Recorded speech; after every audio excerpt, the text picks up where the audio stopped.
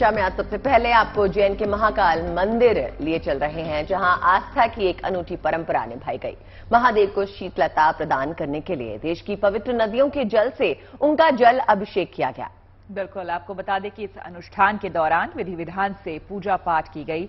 ये विशेष अनुष्ठान 2 महीने तक चलता है। दरअसल हिंदू कैलेंडर के हिसाब से आज से वैशाख महीने की शुरुआत हो चुकी है, तो वैशाख और जेठ महीने के दौरान ये अनुष्ठान जारी रहेगा।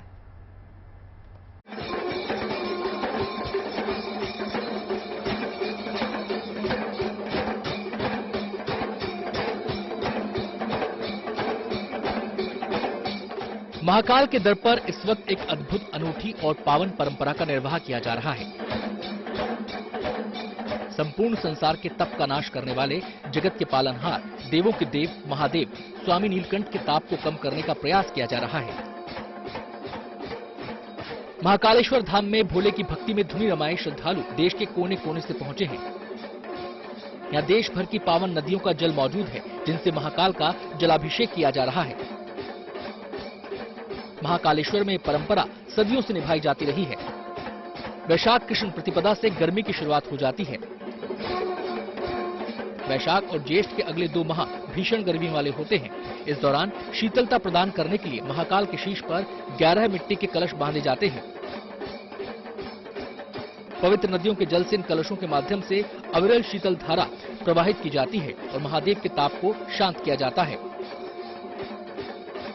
समस्त तीर्थों का, समस्त नदियों का, जो भारतवर्ष में जितनी भी प्रमुख नदियां हैं, उनके निमित्त मात्र भगवान महाकालेश्वर जी को मटकियां अर्पण करी गई है, लगाई गई है ऊपर, जिससे शीतलता प्रदान रहे। भीषण गर्मी से, ताप से बचने के लिए भगवान महाकालेश्वर के यहाँ पर जो है आदि अनादि काल से ये परंपरा चली आई है। मान्यता है कि समुद्र मंथन के वक्त भगवान शिव ने गरल यानी विषपान किया था। गर्मी के दिनों में विष की उष्णता और बढ़ जाती है और महादेव के ताप को हरने के लिए भगवान भोलेनाथ का 11 पावन नदियों के जल से अभिषेक किया जाता है, ताकि विष समान दुख को, पाप को हरने वाले महादेव दुनिया को सुख और समृद्धि की शीतलता प्रदान करें, भक्तों का कल्याण करें। Bureau report, good news today. Deoghar में विद्यमान बाबा बैद्यनाथ धाम का काफी महत्व माना जाता है। बाबा का आशीर्वाद लेने के लिए भक्त दूर दूर से आते हैं और बदले में चढ़ावा भी चढ़ाते हैं। हिंदू नववर्ष के मौके पर जब बाबा धाम की दान पेटियां खोली गई तो उसमें भारतीय रुपए से लेकर डॉलर और पाउंड तक मिले। पिछले साल की तुलना में विदेशी करेंसी में बड़ी रकम दान के तौर पर मिली है।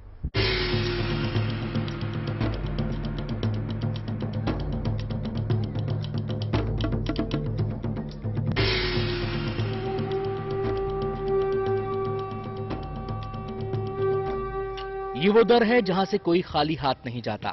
बाबा बैद्यनाथ अपने भक्तों पर कृपा बरसाते हैं, तो भक्त भी बाबा की चौखट पर अपनी आस्था और भक्ति को प्रकट करने के लिए दिल खोलकर दान करते हैं। वैसे तो कंकड़ कंकड़ में शंकर हैं, वो तीनों लोगों के स्वामी हैं, वो कृपा निधान हैं। यही वजह है कि इस धाम में अमीर भी आते हैं और गरीब भी। जिसकी जो श्रद्धा होती है वो चढ़ावा भगवान के चरणों में चढ़ाते हैं।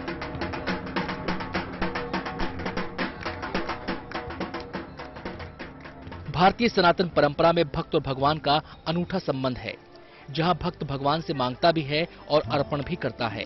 यही समर्पण भाव तब दिखा जब बैद्यनाथ धाम की दान पेटी को खोला गया, तो उसमें सिर्फ भारतीय रुपए नहीं बल्कि अमेरिकी डॉलर और यूरो जैसी विदेशी मुद्राएं तक निकली। धाम के प्रांगण में मौजूद सभी 18 दान पात्रों को मंदिर प्रशासन की देखरेख में खोला गया, जिनमें 11 लाख से ज्यादा भारतीय मुद्रा, अमेरिकी डॉलर, 50 ब्रिटिश पाउंड, 50 मलेशियाई सेन, 20 यूरो, 600 ग्राम चांदी, 11 ग्राम सोना दान स्वरूप प्राप्त हुआ।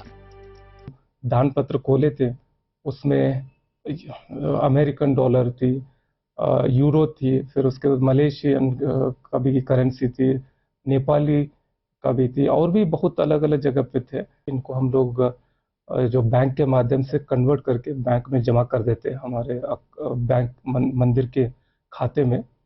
भोलेनाथ के इस धाम में सूरज की किरणों के साथ ही भक्ति और श्रद्धा का रेला उमड़ने लगता है।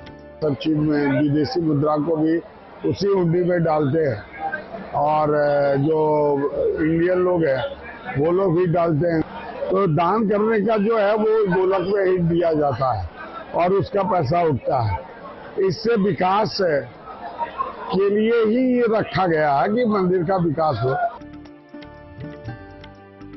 बैद्यनाथ धाम के बारे में मान्यता है, यहाँ पर आने वालों की सारी मनोकामनाएं पूर्ण होती हैं। शिव भक्ति और आस्था का जो सैलाब बाबा के धाम में उमड़ता है, वो देश ही नहीं दुनिया के कोने कोने से भक्तों को यहाँ खींच लाता है। Shailendra Mishra, Deoghar, good news today. भारतीय रेलवे ने भी राम भक्तों को शुभ सौगात दी है। रेलवे ने प्रभु राम के भक्तों को सौगात देते हुए स्पेशल ट्रेन चलाई है। ये ट्रेन हर उस तीर्थ का दर्शन कराएगी जहां कभी भगवान राम गए थे। जी हां, रामायण यात्रा के लिए ट्रेन भी बेहद खास है। ये आधुनिक सुविधाओं के साथ लैस है। ये स्पेशल ट्रेन अयोध्या होते हुए सीतामढ़ी, चित्रकूट, नासिक होते हुए नागपुर पहुंचेगी।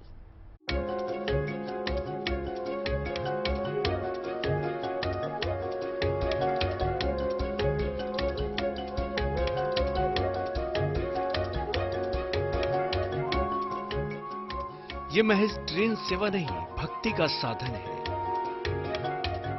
श्री राम के जीवन दर्शन का जरिया है। ये ट्रेन सैलानियों के लिए, खासकर राम भक्तों के समक्ष भारत के अद्भुत सांस्कृतिक धार्मिक वैभव की झलक प्रस्तुत कर रही है।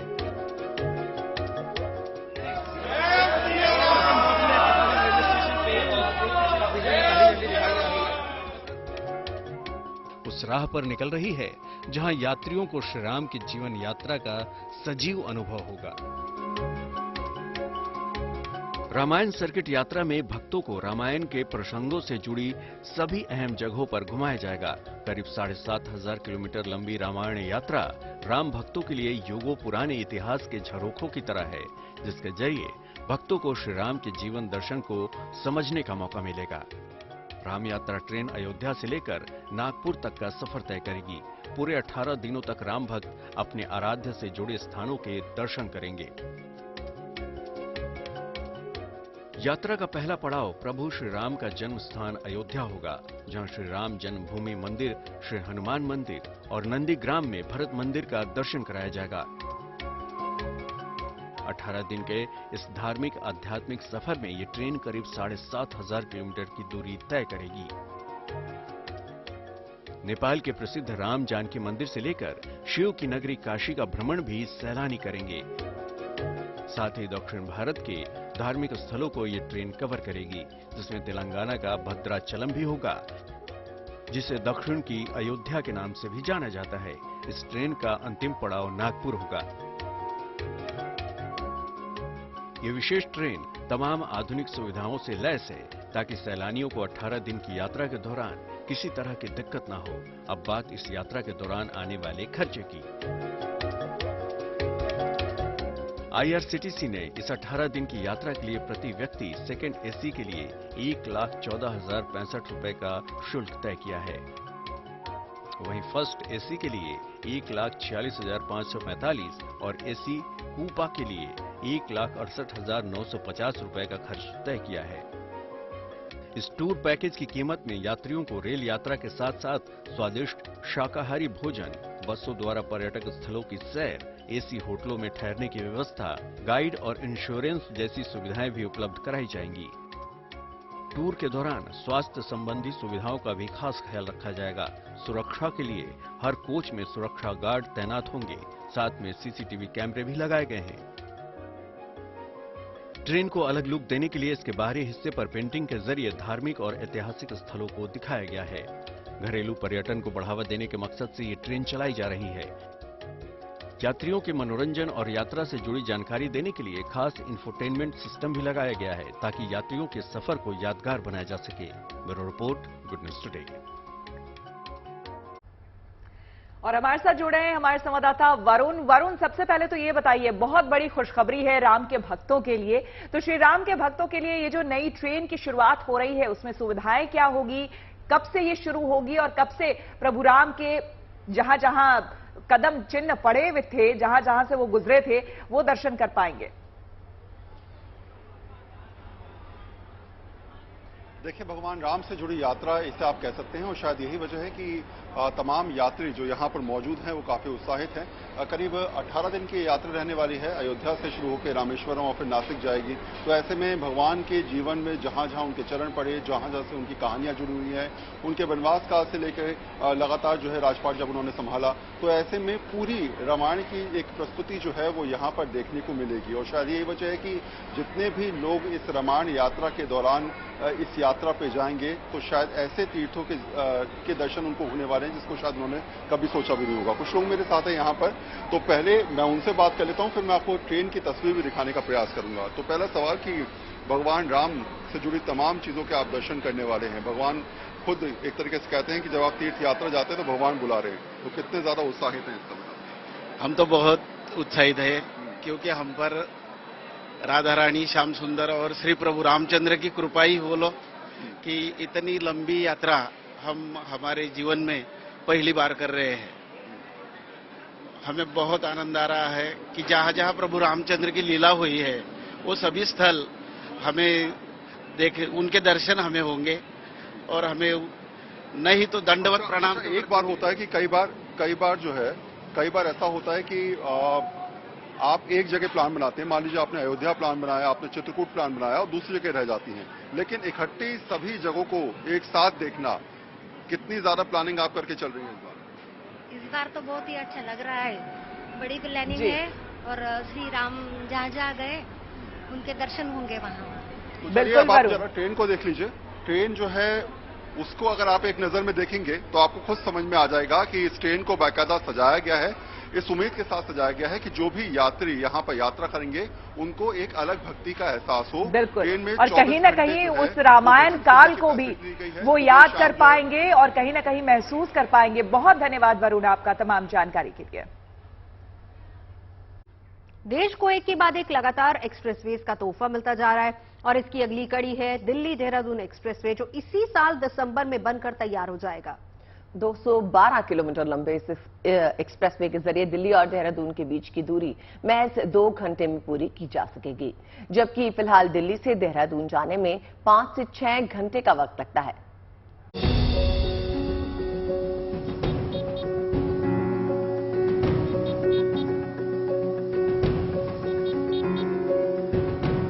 केंद्रीय परिवहन मंत्री नितिन गडकरी ने गुरुवार को दिल्ली देहरादून एक्सप्रेसवे का जायजा लिया। इस दौरान उनके साथ राज्य मंत्री जितेंद्र प्रसाद और वीके सिंह भी मौजूद रहे। ये शानदार एक्सप्रेसवे दिल्ली में अक्षरधाम से शुरू होकर लोनी, बागपत, शामली और सहारनपुर से होते हुए देहरादून पहुंचेगा। इस एक्सप्रेसवे का शिलान्यास पीएम मोदी ने 4 दिसंबर 2021 को किया था और इसी साल दिसंबर में महज 2 साल में ये 212 किलोमीटर लंबा एक्सप्रेसवे बनकर तैयार हो जाएगा। नितिन गडकरी का कहना है कि एक्सप्रेसवे के चालू हो जाने के बाद दिल्ली देहरादून और दिल्ली हरिद्वार की फ्लाइट सर्विस का कोई मतलब नहीं रह जाएगा। दिल्ली से देहरादून की अभी दूरी 235 किलोमीटर है, इसमें 23 किलोमीटर की कमी आएगी। अब दिल्ली से देहरादून जाने के लिए 6 घंटे 7 घंटे लगते हैं, अब दिल्ली से देहरादून 2 घंटे में और दिल्ली से हरिद्वार करीब 1.5-2 घंटे में संभव होगा। और इस दिसंबर के बाद दिल्ली से देहरादून हवाई जहाज की सर्विस बंद होगी। आज दिल्ली से देहरादून जाने में 5 से 6 घंटे का वक्त लगता है। ट्रैफिक जाम की सूरत में ये समय और बढ़ सकता है, लेकिन इस शानदार एक्सप्रेसवे के चालू होने के बाद लोग फर्राटा भरते हुए दिल्ली से देहरादून और हरिद्वार पहुंच जाएंगे। इस एक्सप्रेसवे में कुल 4 सेक्शन हैं। पहला सेक्शन अक्षरधाम से बागपत के बीच 32 किलोमीटर का है, जिसमें 18 किलोमीटर का हिस्सा एलिवेटेड है। दूसरा सेक्शन बागपत से सहारनपुर के बीच 118 किलोमीटर का है। तीसरा सेक्शन सहारनपुर से गणेशपुर के बीच 40 किलोमीटर का है और चौथा सेक्शन गणेशपुर से देहरादून के बीच 20 किलोमीटर का है। इस एक्सप्रेसवे पर 7 इंटरचेंज और 60 अंडरपास भी बनाए जा रहे हैं। इस एक्सप्रेसवे पर अधिकतम गति सीमा 120 किलोमीटर प्रति घंटा होगी। एक्सप्रेसवे का 12 किलोमीटर का हिस्सा जंगल सफारी से निकलेगा, जो एशिया का सबसे लंबा वाइल्ड लाइफ कॉरिडोर है। वन्य जीवों को कोई दिक्कत न आए इसके लिए इसमें 340 मीटर लंबी टाट काली सुरंग भी बनाई जा रही है। अक्षय डोंगरे के साथ bureau report, good news today. और अब एक खुशखबरी मुंबई वालों के लिए। मुंबई में बेस्ट की बस से यात्रा करने वाले लोगों को यात्रा करना और भी किफायती लगेगा। बेस्ट ने एसी बसों के किरायों को काफी कम कर दिया है। 1250 रुपए का पास 750 रुपए में अब मिलेगा। यात्रियों ने अगर सीजन पास डाउनलोड किया है या फिर चलो ऐप और चलो कार्ड का उपयोग करते हैं तो इसका फायदा मिलेगा। Super saver plan, unlimited ride pass, student pass और सीनियर सिटीजन पास सभी को इस सेवा का फायदा होगा। और इसके बारे में विस्तार से बता रहे हैं मुंबई से हमारे संवाददाता। मुंबई में बेस्ट बस का इतिहास सबसे पुराना है। मुंबई में लोग यात्रा के लिए लोकल ट्रेन को अपनी लाइफलाइन मानते हैं, वहीं बेस्ट बसेस को भी लाइफलाइन माना जाता है। हर रोज बेस्ट के बसेस में लाखों की संख्या में लोग यात्रा करते हैं और अपनी अपनी मंजिलों तक पहुंचते हैं। ऐसे में मुंबई की जो बेस्ट बसेस हैं वो सबसे ज्यादा किफायती सफरों के लिए मानी जाती हैं, तेज भी पहुंचाती हैं और सफर भी काफी ज्यादा किफायती होता है। वहीं अब मुंबई में जो लोग बेस्ट बसेस से यात्रा करते हैं उनके लिए बेस्ट ने एक और सुविधा जो है वो लॉन्च की है। इस सुविधा के मद्देनजर अब जो लोग मासिक पास लेते हैं और चलो ऐप से टिकट बुक करते हैं उनको और भी ज्यादा यात्रा करने में किफायती जो है वो ये यात्रा उनके लिए हो जाएगी। चलो ऐप डिजिटल पेमेंट के लिए जो है ये ऐप होता है। जब आप बस में जाते हैं उससे अगर आप पेमेंट करते हैं तो जो आपको ट्रिप्स मिलती हैं वो तो एक अनलिमिटेड ट्रिप्स हो जाएंगी। वहीं अगर आप एसी बस में यात्रा कर रहे हैं जिसकी टिकट 60 रुपए है तो वो अब 50 रुपए हो गई हैं। वहीं जो मासिक पास के जरिए यात्रा करते हैं, वहीं सीनियर सिटीजन हो गए या फिर स्कूल के या कॉलेज के बच्चे हो गए, अगर 250 रुपए पास का किराया था महीने का तो अब उनको सिर्फ 200 रुपए प्रति महीने पास के भरने पड़ेंगे। ऐसे में बेस्ट की तरफ से ये योजना इसलिए भी शुरू की गई है कि लोगों के अंदर डिजिटल टिकटिंग की लोकप्रियता को बढ़ाया जाए।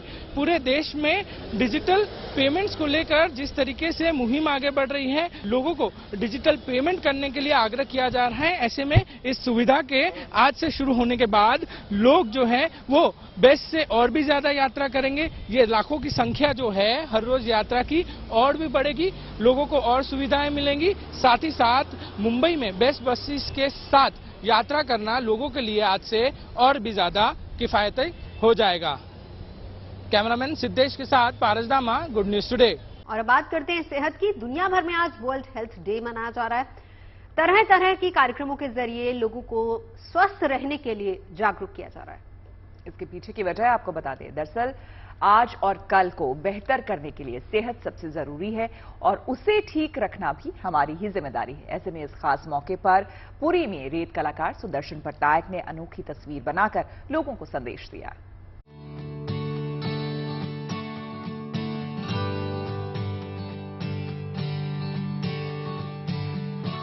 कहते हैं हेल्थ इज वेल्थ, यानी सेहत से बढ़कर कुछ नहीं। वर्ल्ड हेल्थ डे के मौके पर रेत कलाकार सुदर्शन पटनायक ने अपनी कलाकृति के जरिए कुछ ऐसा ही संदेश देने की कोशिश की है। दुनिया को सेहत के प्रति जागरूक रहने का मंत्र दिया है। We have created the sun sculpture for the Good Friday with the message prayer for peace.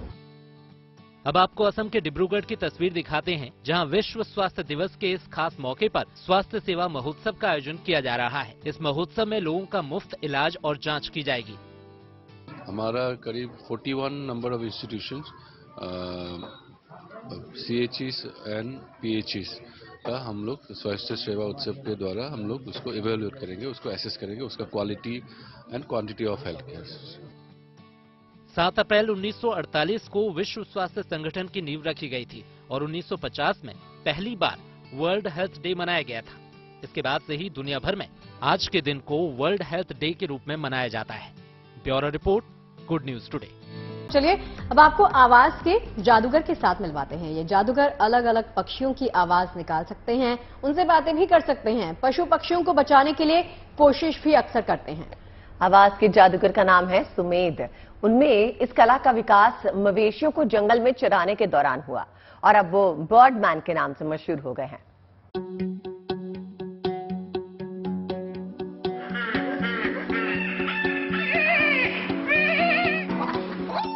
वाकई ये हुनर अलबेला है, अद्भुत है। कभी गौरैया की आवाज तो कभी उल्लू की, जंगली कुत्ते से लेकर किंगफिशर तक की आवाज, तोते से लेकर सारस की आवाज। ये वो तमाम आवाजें हैं जो ये शख्स हूबहू निकाल रहा है। अब हम आपकी इनसे जरा पहचान करा दें। महाराष्ट्र के चंद्रपुर के रहने वाले ये जनाब बर्डमैन के नाम से जाने जाते हैं। हालांकि इनका असल नाम है सुमेध वाघमारे।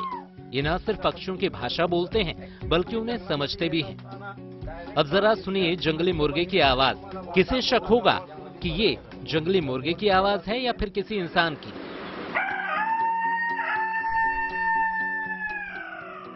बर्डमैन सुमेध 200 से ज्यादा पशु पक्षियों की आवाज निकाल सकते हैं। यूं तो सुमेध महाराष्ट्र के हिंगोली के रहने वाले हैं, लेकिन फिलहाल चंद्रपुर के ताडोबा टाइगर रिजर्व में पशु पक्षियों को लेकर जन जागृति का काम कर रहे हैं। पक्षियों की आवाज निकालकर बड़े ही अनूठे तरीके से ये सैलानियों को जागरूक कर रहे हैं। हमें एक सीख मिल रही है कि हर अलग अलग पक्षी का आवाज, एक आदि डरे हुए पक्षी का आवाज या कोई जानवर का आवाज कैसे होता है, ये हमें सिर्फ कभी कभी पिक्चरों में दिखता था, लेकिन रियल में आज हमें यह आवाज सुनने को मिली है। दादा पक्षियों के बारे में तो बहुत अच्छी जानकारी दी है और इस प्रकार की आवाजें दी है, निकाल कर बताया है कि जैसे एकदम परफेक्ट उन्हीं की जैसी है। कहाँ पे किस तरह से शेर आएंगे या उनकी क्या नियम है या कैसे वो वहाँ पे है, इस सभी चीजों का हमें उन्होंने बताया है। मवेशियों को चराने ले जाते समय सुमेध ने आवाजें निकालना शुरू किया था और अब वो बर्डमैन के नाम से मशहूर हो गए हैं। यूं तो ताडोबा टाइगर रिजर्व बाघों के लिए जाना जाता है, लेकिन फिलहाल इस बर्डमैन की चर्चा खूब हो रही है। Vikas Rajurkar, Chandrapur, good news today. देखिए तो आज है शुक्रवार और चाय वाली चर्चा में कैसे पूरा हफ्ता बीत जाता है पता ही नहीं चलता। एक प्याला चाय और कुछ अच्छी बातें और हमारा आपका साथ है ना, मजेदार कॉम्बिनेशन। तो जाइएगा नहीं, लौट के आइएगा। जरूर लौट के आएंगे। तो लीजिए अब वक्त आ गया है आईपीएल का जलवा दिखाने का। कुछ ही देर में देखिए देख घुमा के। ओहो, लड़कियों के साथ देख घुमा के, हमारे साथ चाय वाली चर्चा। लेकिन अब मिलेंगे मंडे को। रखिए अपना ख्याल, एंजॉय योर वीकेंड।